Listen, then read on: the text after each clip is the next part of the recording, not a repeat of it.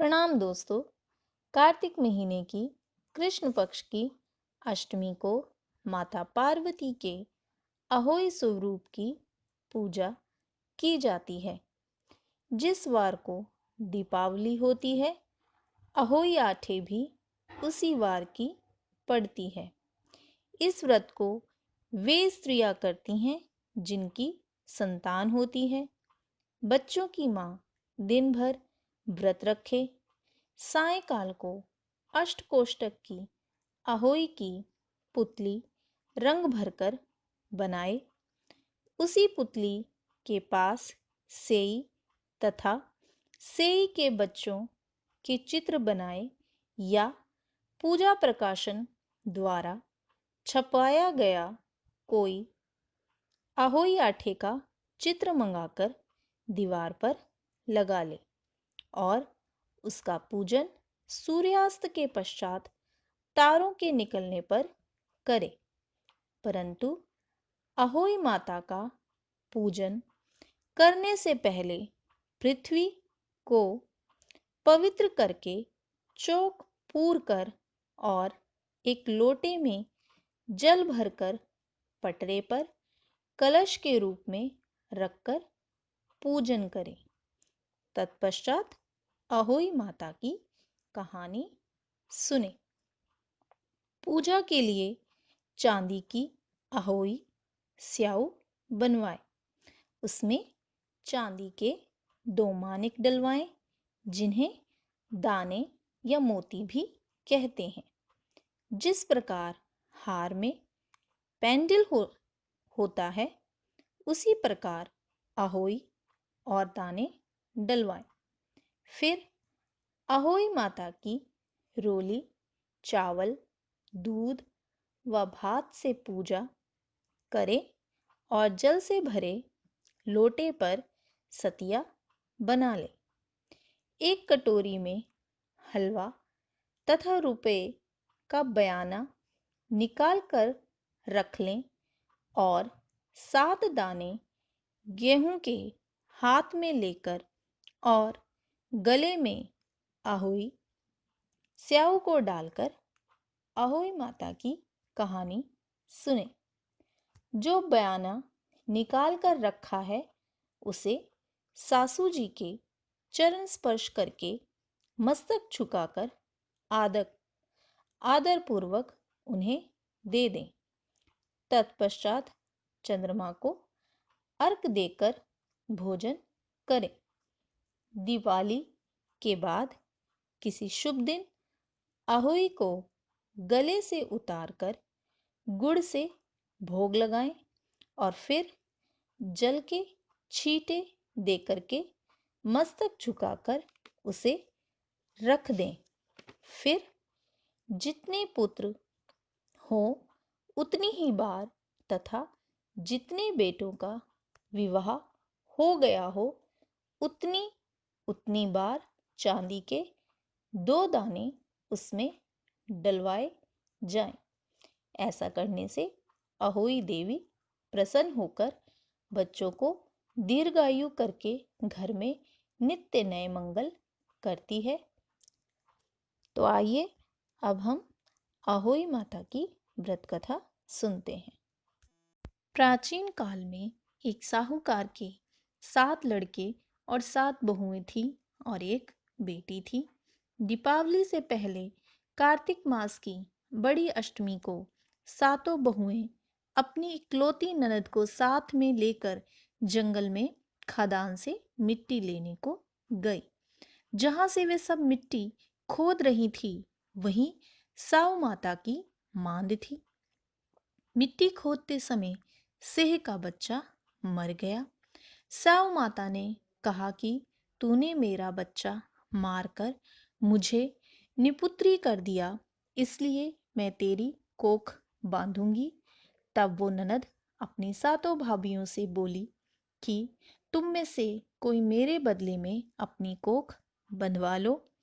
6 भाभियों ने अपनी कोख बंधवाने से इनकार कर दिया, परंतु छोटी भाभी सोचने लगी कि यदि मैं अपनी ननद का कहना नहीं मानूंगी तो कहीं सासू जी मुझसे रुष्ट ना हो जाएं। इस विचार से उसने अपनी ननद के बदले में अपनी कोख बंधवा ली।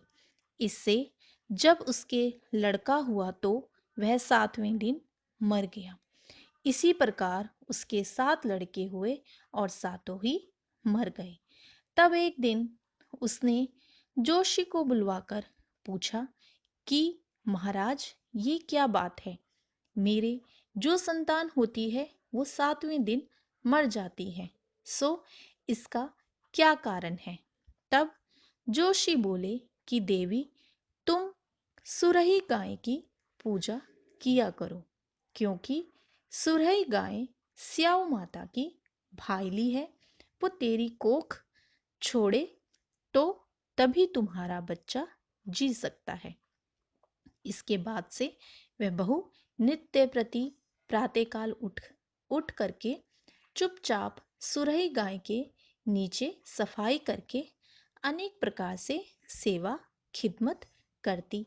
गौ माता यह देखकर कि साहूकार के बेटे की बहू नित्य प्रति मेरी बहुत सेवा करती है, गौ माता उससे बोली कि तू मेरी बहुत सेवा करती है, इसलिए मेरी आत्मा तुमसे बहुत प्रसन्न है।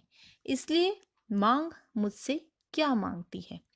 साहूकार के बेटे की बहू बोली कि साहू माता तुम्हारी भाईली है और उन्होंने मेरी कोख बांध रखी है, सो आप कृपा करके अपनी भाईली से मेरी कोख खुलवा दो। उस दुखियारी की यह बातें सुनकर गोमाता बोली, अच्छा। एक दिन गोमाता उसे साथ ले 7 समुंदर पार अपनी भाईली के पास चल दी। मार्ग में धूप बहुत कड़ी पड़ रही थी, सो वे दोनों एक पेड़ के नीचे छाया में बैठ गई। थोड़ी देर में वहां एक सांप आया और उसी वृक्ष पर गरुड़ पंखनी ने बच्चे दे रखे थे। वो सर्प उन बच्चों को डसने लगा।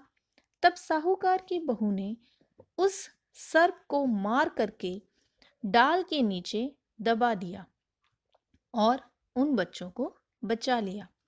थोड़ी देर में गरुड़ पंखनी आई तो वहां खून पड़ा देखकर साहूकार की बहू के चोंचे मारने लगी। तब वह बहू बोली कि मैंने ही तो तेरे बच्चों की सर्प को मारकर रक्षा की है और तू मेरी ही दुश्मन हो गई। साहूकार की बहू की बात सुनकर गरुड़ पंखनी प्रसन्न होकर बोली, तूने मेरे बच्चे बचाए हैं, इसलिए मांग। क्या मांगती है? वह बोली कि हमें 7 समुंदर के पार स्याऊ माता के पास पहुंचा दे। तब गरुड़ पंखुनी ने उन दोनों को अपनी पीठ पर बैठाकर लंबी उड़ान भरकर उन्हें 7 समुंदर पार स्याऊ माता के पास पहुंचा दिया। स्याऊ माता अपनी भाईली गोमाता को देखकर बहुत प्रसन्न हुई और बोली कि भाईली आ, आज तो बहुत दिनों में मिली है। फिर बोली कि बहन, मेरे सिर में बहुत जुएं पड़ गई हैं।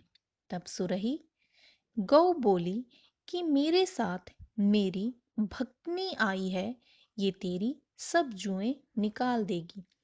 आज्ञा पाते ही साहूकारनी ने स्याऊ माता की चुन चुनकर सब जुएं निकाल दी। स्याऊ माता बोली कि तूने आज मुझे बहुत आराम दिया है, इसलिए मैं तुझसे बहुत प्रसन्न हूँ। सो आज जो चाहे सो मांग ले, मैं तुझे दूंगी। तब साहूकारनी बोली कि वचन दो तो मांगू। साहू माता बोली, अच्छा, वचन दिया और कहा कि यदि मैं अपने वचन से फिरूंगी तो धोबी कुंड में कंकरी हो जाऊं। तब साहूकार की बहू बोली कि मेरी कोख तुम्हारे पास बंद ही पड़ी है, सो कृपा करके खोल दो। उसकी यह बात सुनकर साहू माता बोली कि तूने तो मुझे ठग लिया, मैं तेरी कोख कभी नहीं खोलती, परंतु अब तो खोलनी ही पड़ेगी। जा, तेरे घर तुझे 7 लड़के और उन सातों की 7 बहुएं मिल जाएंगी। तू घर जा करके मेरे साथ उजमन करियो, 7 अहोई बनाकर 7 कढ़ाई कर दीजियो।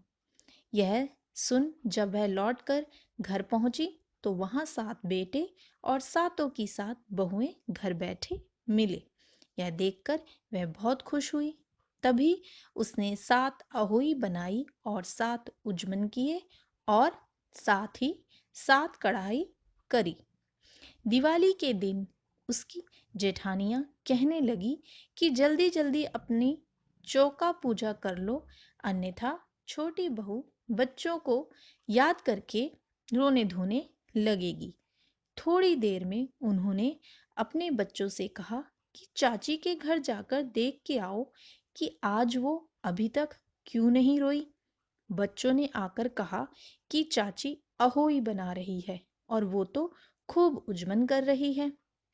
यह सुनते ही उसकी जेठानियां दौड़कर उसके घर गई और जाकर कहा कि तूने अपनी कोख कैसे छुड़वाई है। वह बोली कि तुमने तो अपनी बांधने से इनकार कर दिया, पर मैंने अपनी छोटी ननद का ख्याल करके अपनी कोख बंधा ली थी। अब साऊ माता ने मुझ पर कृपा करके मेरी कोख खोल दी। जिस प्रकार मेरी कोख खोली है उसी प्रकार संसार की सभी नारियों की कोख खोल देना। यह कहानी है। सो हे सौ माता, इसे सुनाने वाली तथा हुंकारा भरने वाली। तो हे स्याहू माता, जिस प्रकार तुमने साहूकार की बहू की कोख खोल दी उसी प्रकार सभी नारियों की कोख खोल देना, यही हम सबकी तुमसे विनती है।